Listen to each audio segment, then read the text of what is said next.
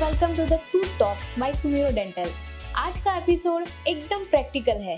जो patient implant कराने वाले हैं या सोच रहे हैं उनके लिए परफेक्ट। Yes definitely. हम आज स्टेप बाय स्टेप बताएंगे कि इम्प्लांट से पहले क्या होता है, इम्प्लांट के टाइम क्या फील होता है और इम्प्लांट कराने के बाद क्या केयर लेनी चाहिए। सबसे पहला स्टेप होता है कंसल्टेशन। यस। तो कंसल्टेशन में क्या होता है? कंसल्टेशन में यूजुअली जब पेशेंट पहले आता है तब उसका ओवरऑल एग्जामिनेशन होता है। उसका एक फुल माउथ एक्सरे और 3D स्कैन जो CBCT बोलते हैं वो हम लोग करते हैं और उसकी पूरी मेडिकल हिस्ट्री लेते हैं। ये 3D स्कैन हम लोग को दिखाती है इसकी कि पेशेंट का बोन का हाइट और विड्थ कितना है। उस हिसाब से हम लोग इम्प्लांट का जो size, position and angle decide करते हैं, जो हम लोग पूरा डिजिटली पहले डिज़ाइन करते हैं एंड फिर हम लोग एक एग्जीक्यूशन का पूरा ओवरऑल डिजिटल प्लान बनाते हैं। मतलब पेशेंट को ये समझना चाहिए कि एक प्लांट सर्जरी होती है, कोई रश नहीं होता। डेफिनेटली हम लोग पहले प्री प्लानिंग प्रॉपर करते हैं ताकि एग्जीक्यूशन प्रॉपर हो। कई बार कोई पेशेंट में कुछ स्पेशल रिक्वायरमेंट्स है तो वो पहले पेशेंट को समझना पड़ता है कि कोई पर्टिकुलर पेशेंट में अगर बोन ग्राफ्टिंग की ज़रूरत है या फिर कोई और एक्स्ट्रा प्रोसीजर की ज़रूरत है तो हम लोग पहले प्री प्लान करके पेशेंट को बताते हैं देन ही एग्जीक्यूट करते हैं। तो पेशेंट जब सर्जरी के लिए आता है तब उनको लोकल एनेस्थेसिया दिया जाता है, राइट? यस डेफिनेटली हम लोग सारे प्रोसीजर्स में मोस्टली लोकल एनेस्थेसिया ही देते हैं एंड आजकल with the advancement of the technology we have totally painless injections जो यूजुअली पेशेंट को प्रिक भी मुश्किल से फील होता है। Oh wow, that's great. Yes. Surgery का प्रोसेस कैसे होता है? सर्जरी में जैसे मैंने बताया we give a painless anaesthesia. उसके बाद हम लोग स्लाइटली गम्स को ओपन करते हैं and then we place an implant and फिर उसको वापस हम लोग क्लोज कर देते हैं। पूरे प्रोसीजर में to be very frank hardly 20 to 25 minutes लगते हैं पर implant and in complex cases it can vary up to 30 to 35 minutes. So it's a very simple procedure and उसमें कोई इतना डरने वाली कोई बात ही नहीं होती है। पेशेंट को सेम दिन घर भेज देते हो? Definitely after the procedure immediately we explain everything जो पोस्ट ऑपरेटिव केयर होता है और पेशेंट्स को मेडिकेशंस देके डेफिनेटली हम लोग घर भेज देते हैं। टू बी वेरी फ्रैंक बहुत माइल्ड डिस्कम्फर्ट रहता है घर पे जाने के बाद भी, जो मेडिकेशन से एकदम कंट्रोल भी हो सकता है। तो सर्जरी के बाद पेशेंट को क्या केयर लेनी पड़ती है? सर्जरी के बाद पेशेंट को हम लोग जैसे मैंने बताया हम लोग तुरंत ही फ्री कर देते पेशेंट को घर पे जाके थोड़ा सा आइस एप्लीकेशन मेनली करना होता है, ताकि उससे उसका जो सिम्टम्स है वो ईज़ हो जाते हैं और स्वेलिंग काफ़ी कम आती है और अगर स्वेलिंग आती है तो वो जल्दी ख़त्म भी हो जाती है। दूसरा कि हम लोग पेशेंट को बोलते हैं कि आप घर पे जाके कुछ भी ठंडी चीज़ लें ताकि उनको अच्छा फ़ील हो। जैसे कि हम लोग एडवाइस करते हैं कि दूध, पानी, जूस या वेनिला आइसक्रीम जैसा कुछ भी वो ले सकते हैं। उसके बाद हम जो मेडिकेशंस प्रिस्क्राइब करते हैं वो पेशेंट्स को लेना बहुत ज़रूरी है।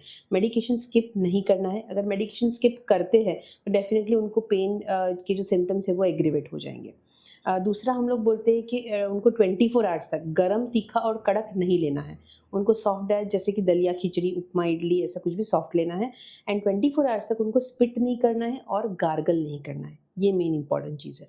तो स्पिट और गार्गलिंग अगर करते हैं तो वो ब्लीडिंग ज़्यादा होता है और हीलिंग में इश्यू आ सकता है। सो ये मेन चीज़ पेशेंट को 2 चीज़ तो खास फॉलो करनी है कि don't spit, don't gargle and गरम, तीखा, कड़क बिल्कुल नहीं लेना है। जो आपने रिस्ट्रिक्शन बताए हुँ। वो कितने दिन तक फॉलो करने होते हैं? पेशेंट को सिर्फ 24 टू 48 आवर्स ही फॉलो करना है। उसके बाद patient can continue with all routine, उनका खाना-पीना कुछ भी रिस्ट्रिक्शंस नहीं है। क्योंकि इनिशियल जो 24 टू 48 आवर्स होते हैं वही क्रूशियल होते हैं। उसके बाद यूजुअली आई टेल पेशेंट्स कि आप सब कुछ खाओ, पियो, कुल्ला करो, गरम चीज़ खाओ, कड़क चीज़ खाओ, नो प्रॉब्लम एट ऑल। बस ये ध्यान रखना है कि इम्प्लांट की साइड पे कुछ उनको चुभ नहीं जाए। बाकी after 48 hours frankly there is no restrictions. Implant place होने के बाद कैप कब तक लगता है?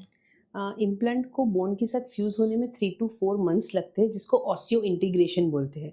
ये हीलिंग पीरियड बहुत ज़रूरी है ताकि एक प्रॉपर ऑस्टियो इंटीग्रेशन हो गया हो तो आगे इम्प्लांट्स लूज़ हो जाना या फिर फेल हो जाने की जो प्रोसेस है वो बिल्कुल नहीं होती है। तो इन ऑल जो कॉम्प्लिकेशंस बिल्कुल नहीं होता है। कई बार कोई पेशेंट्स में हम लोग इमीडिएट लोडिंग भी करते हैं, मतलब इमीडिएट ही कैप दे देते हैं। पर वो कब, जब हमने पूरे ओवरऑल दाँत में 6 to 8 इम्प्लांट्स लगाए हो तब हम लोग इमीडिएट कैप्स भी दे सकते हैं। बट यूजुअली सिंगल कैप हो, मतलब कि सिंगल इम्प्लांट हो या फिर 2 to 3 इम्प्लांट्स हो तो usually we advise to wait for 3 to 4 months. तो क्राउन लगाने के लिए क्या प्रोसेस होता है?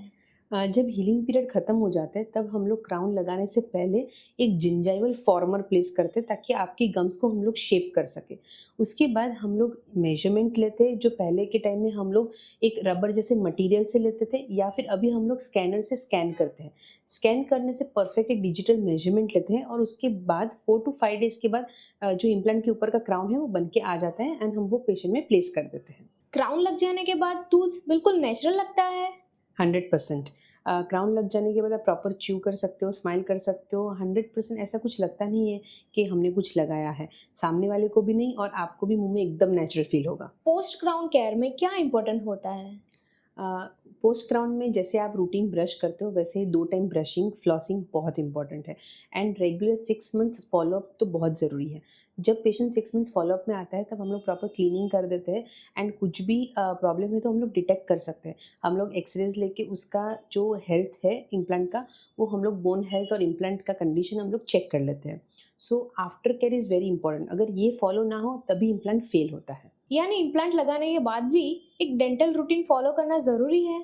Definitely follow up is very important. अगर आप फॉलोअप में रहोगे तो believe me your implant can last you for life, but अगर प्रॉपर केयर नहीं हुआ then you will invite lot of complications. तो दोस्तों, डेंटल इम्प्लांट एक सेफ, प्लान और प्रिडिक्टेबल ट्रीटमेंट है, बस थोड़ा पेशेंस और ट्रस्ट चाहिए। अगर आप और आपके किसी फैमिली मेंबर को मिसिंग टीथ का सॉल्यूशन चाहिए तो सुमिरो डेंटल को जरूर कंसल्ट करिए। Thanks for tuning in. मिलते हैं नेक्स्ट एपिसोड में, तब तक के लिए कीप स्माइलिंग।